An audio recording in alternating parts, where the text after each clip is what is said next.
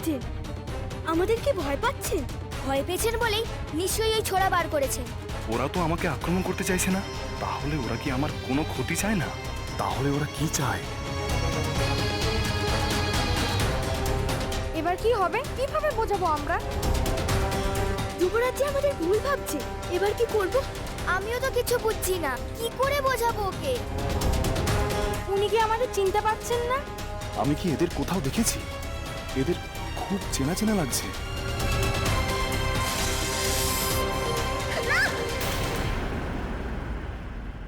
এই সাপেরা তো বেদেকোনার সাথে ছিল। এরা এখানে কি করছে? এরা যখন এখানে, তখন বেদেকোনা নিশ্চয়ই কাছাকাছি কোথাও থাকবে। এরা কি আমাকে বেদেকোনার কাছে নিয়ে যেতে পারবে?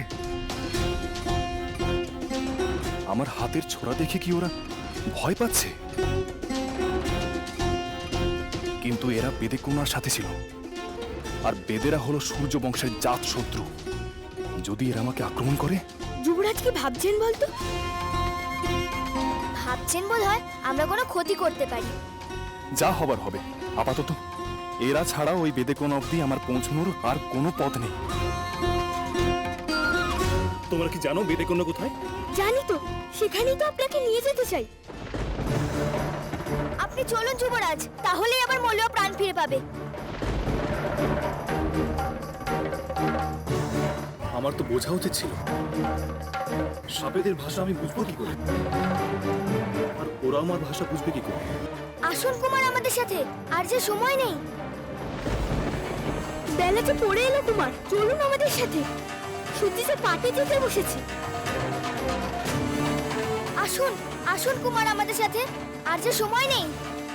এরা কি কোনো সংকেত দেওয়ার চেষ্টা করছে? কিন্তু কিসের সংকেত? কোনো বিপদ হয়নি তো? কার বিপদ? ওই বেদেকোনা কোথায় সে? আমি তো কিছুই বুঝছি না।